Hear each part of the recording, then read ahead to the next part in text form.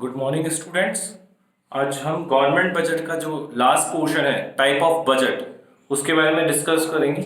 Government budget का हमने definition देखी, सोर्सेस देखे और उनके हमने कंपोनेंट्स देखे। लास्ट पोर्शन है हमारे पास में government budget.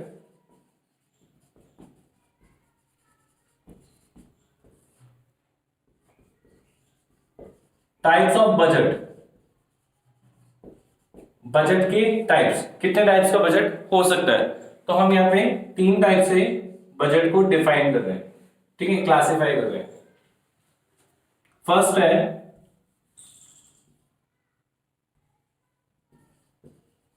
Surplus budget, second है हमारे पास में बैलेंस्ड बजट और लास्ट में है हमारे पास में डेफिसिट बजट।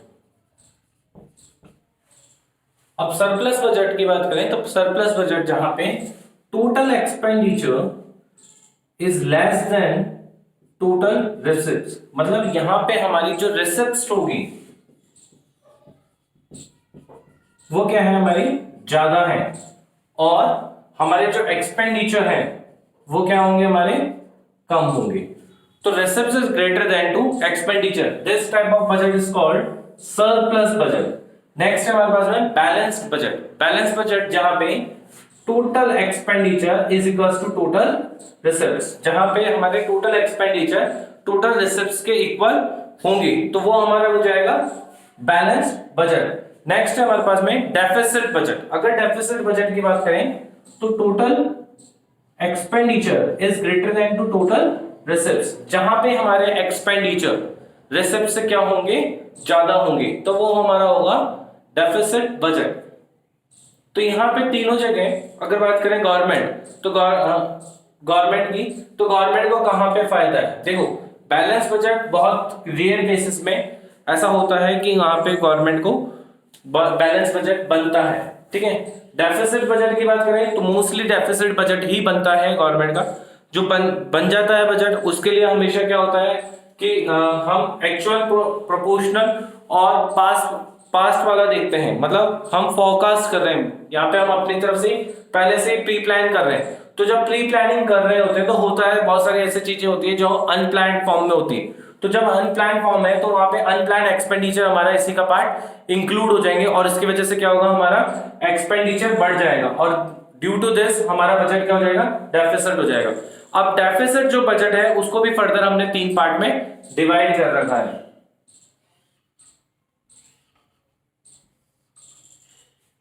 फर्स्ट है, अगर डेफिसिट बजट की बात करें तो फर्स्ट है हमारे पास में रेवेन्यू डेफिसिट। नेक्स्ट है हमारे पास में फिस्कल डेफिसिट, और थर्ड है प्राइमरी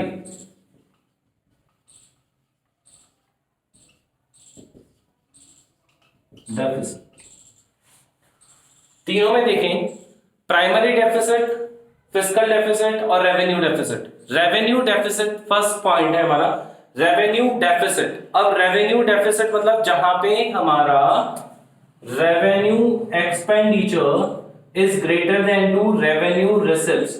रेवेन्यू एक्सपेंडिचर मतलब सिर्फ और सिर्फ जहां पे पैसा हमारे रेवेन्यू से जनरेट हो रहा था। रेवेन्यू का पोर्शन अगर देखें तो रेवेन्यू के पोर्शन में हमारे पास में बहुत सारी चीजें दे रखी थी। अगर रेवेन्यू की बात करूं तो रेवेन्यू में हमने दो पार्ट में डिवाइड कर रखा था। क्या क्या था वहां पे, रेवेन्यू में टैक्स और नॉन टैक्स, और टैक्स को भी फर्दर डिवाइड था और नॉन टैक्स भी फर्दर डिवाइडेड पोर्शन में था।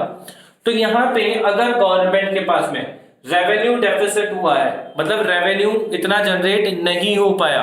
अब रेवेन्यू जनरेट नहीं होने के बहुत सारे रीजन हो सकते हैं, जैसे टैक्स फॉर्म कम आया हो, फाइन बहुत कम आई हो, हमारे पास में कुछ भी पोर्शन अगर हमारे पास में कम आया हो, मतलब रेवेन्यू से रिलेटेड, तो हम क्या कहेंगे, रेवेन्यू डेफिसिट बजट कहेंगे उस पोर्शन को।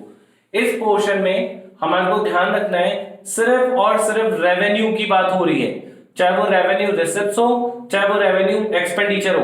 अब यहां पे revenue expenditure is greater than to revenue receipts, then we say that this called be a deficit budget और रेवेन्यू डेफिसिट बजट। अब इसके इंप्लीकेशन की बात करेंगे कि इंप्लीकेशन होते क्या है, इसमें क्या गवर्नमेंट को क्या देखना पड़ता है, क्या रीजन हो सकते हैं। अब एक बार थोड़ा थोड़ा फॉर्म में डिस्कस कर लेते हैं, फिर इंप्लीकेशन पढ़ लेंगे और फिर हमारा इतना ही पोर्शन है, मतलब काफी कम पोर्शन बचा हुआ है हमारा। अब फिस्कल डेफिसिट की बात करें तो फिस्कल डेफिसिट हमारा होता है total expenditure minus total receives without borrowing या एक्सेप्ट ऑफ बोरोइंग। यहां पे हम बोरोइंग इंक्लूड नहीं करते। बेसिकली फिस्कल की अगर बात की जाए तो fiscal is directly called be borrowing.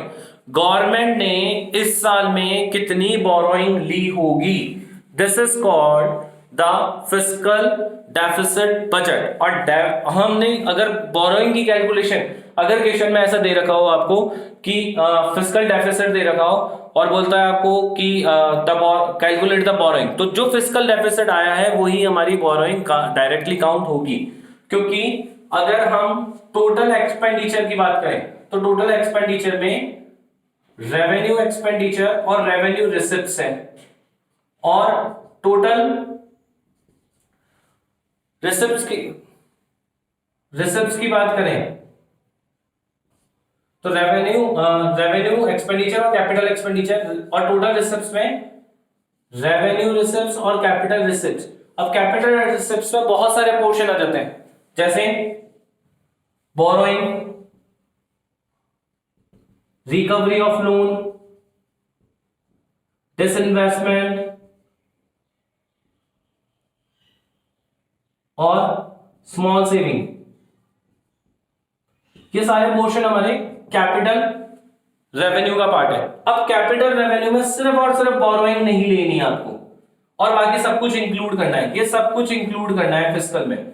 तो जब ये सारा चीज इंक्लूड कर लोगे तो आपके पास बची क्या, बोरोइंग। तो बोरोइंग ही बच गई। और अगर आपने बोरोइंग कैलकुलेट कर, मतलब आपने बोरोइंग घटा दी यहाँ पे और आप बोल रहे हो कि फिस्कल डेफिसिट कैलकुलेट हो गया, तो वही आपका क्या होगा, वो डायरेक्टली आपका क्या होगा, बोरोइंग ही क्या होगी, फिस्कल डेफिसिट होगी, या फिस्कल डेफिसिट ही डायरेक्टली बोरोइंग कहेंगे। मतलब बोरोइंग अगर क्वेश्चन में दे देता है या कैलकुलेट करवाता है या कैसे भी फॉर्म हो, तो अगर आपने फिस्कल डेफिसिट कैलकुलेट करा हुआ होगा तो उसको ही आप डायरेक्टली बोरोइंग काउंट करोगे। ये क्वेश्चन में ध्यान रखने वाली बात होती है थोड़ी सी। एंड प्राइमरी डेफिसिट की अगर बात करें तो प्राइमरी डेफिसिट आता है हमारे पास में PD is equals to fiscal deficit minus interest of payment.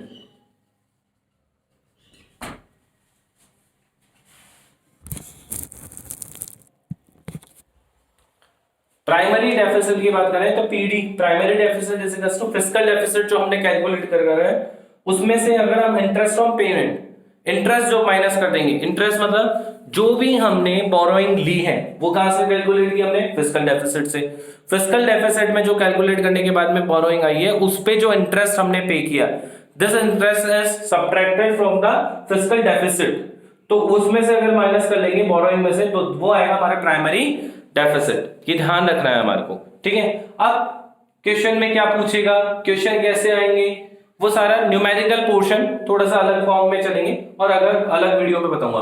But यहां पे इसके इंप्लीकेशन देख लेते हैं। इंप्लीकेशन क्या क्या क्या फॉर्म बनेगा, मतलब अगर मैं बात करूं रेवेन्यू डेफिसिट की तो रेवेन्यू डेफिसिट में इंप्लीकेशन क्या होगा, बिकॉज ऑफ रेवेन्यू डेफिसिट, ठीक है, रेवेन्यू डेफिसिट हो गया तो गवर्नमेंट क्या करेगी, अपने एक्सपेंडिचर, यहां पे अपने एक्सपेंडिचर, रेवेन्यू एक्सपेंडिचर जो उसके पास में रेगुलर एक्सपेंडिचर है वो धीरे धीरे कम करने की कोशिश करेगी। अब कम करने से क्या होगा, उसका जो डेफिसिट फॉर्म है उसको क्या कर लिया जाएगा, रिकवर कर लिया जाएगा। तो हमारे को यहाँ पे रिकवरी की बात करनी है थोड़ी थोड़ी। यहाँ पे गवर्नमेंट अपने एक्सपेंडिचर कम कर देगी, यहाँ पे गवर्नमेंट और क्या करेगी, अपना रेवेन्यू फंड जो है वो बढ़ाने की कोशिश करेगी। कैसे बढ़ेगी, टैक्सेशन हैवी टैक्सेशन कर देगी, टैक्सेशन का स्लैब जो है वो बढ़ा देगी।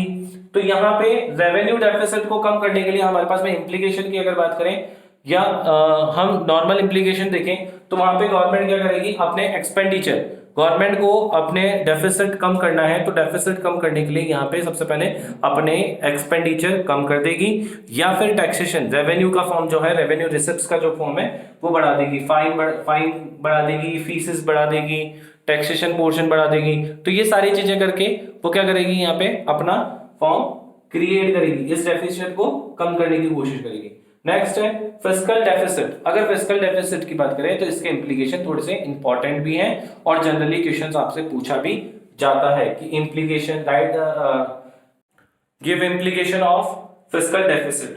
तो जनरली ये आपका क्वेश्चन आता है फिस्कल डेफिसिट में। फिस्कल डेफिसिट के अगर हम इंप्लीकेशन की बात करें तो सबसे पहला होगा यहाँ पे डेट ट्रैप।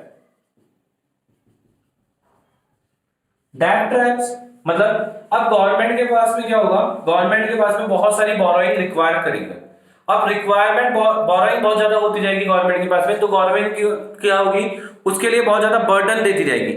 हर साल बोरोइंग, हर साल बोरोइंग, हर साल बोरोइंग, बोरोइंग पे इंटरेस्ट, बोरोइंग फिर उसके ऊपर इंटरेस्ट, फिर इंटरेस्ट।